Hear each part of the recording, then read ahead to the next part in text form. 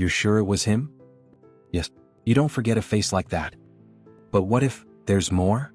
Sit back, relax, and enjoy listening. Cross-examination begins.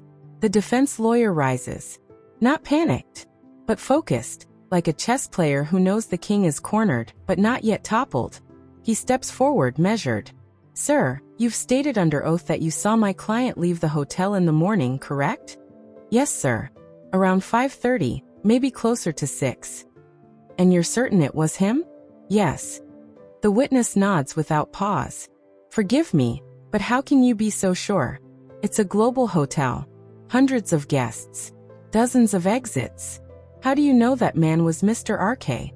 The witness answers without a beat, almost as if expecting it. Because he's not just a guest, sir. He's a global star. Everyone knows that face. You don't forget who you're holding the door for when it's someone like him.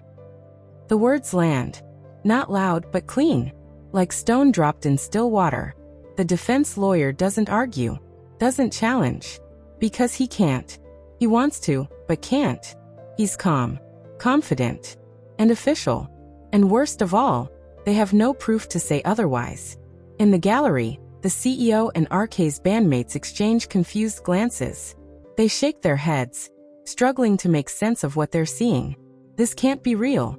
The hotel refused to give them anything. No footage, no testimony. Always hiding behind guest privacy.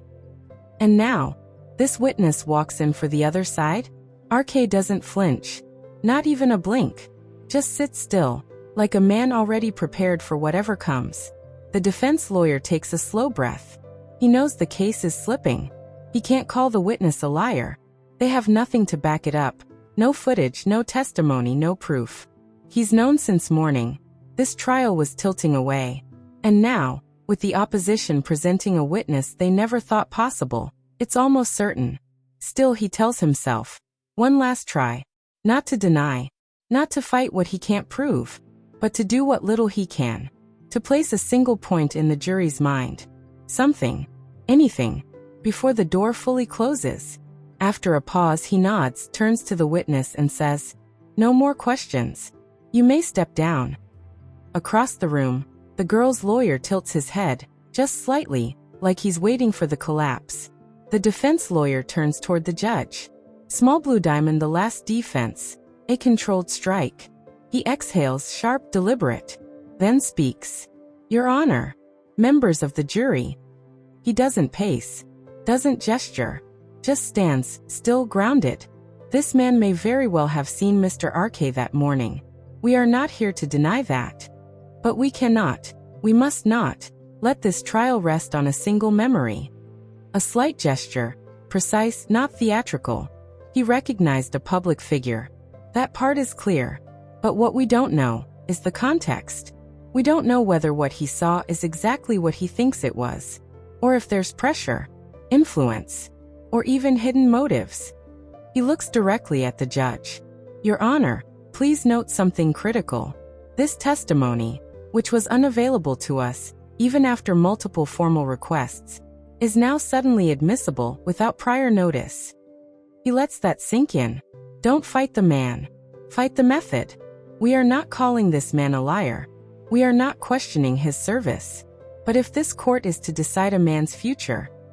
He pauses. Leans in, his voice quieter, heavier. We need more than a familiar face seen at dawn. We need facts. We need timestamps. We need verifiable evidence. He spreads his hands gently, final. And right now we have none. Silence. Stillness. Even the air feels paused. Then, the girl's lawyer rises. Smooth. Silent. Fluid. He steps forward with calm, unshakable control, and stops just beside RK's lawyer. A slight smile curves on his lips, sharp and composed. Mr. Opposition is right. He glances at the jury, then at the judge. In this courtroom, words are not enough. Memories are not enough. Even good intentions are not enough. He lets that hang, one heartbeat too long. Then, so let's not rely on them. He turns toward the defense, almost gently. But who said we don't have proof? The words ripple like static in the room. We have it, Your Honor. He now turns to the jury. With your permission, I would like to present the hotel's security footage from that morning. A pause.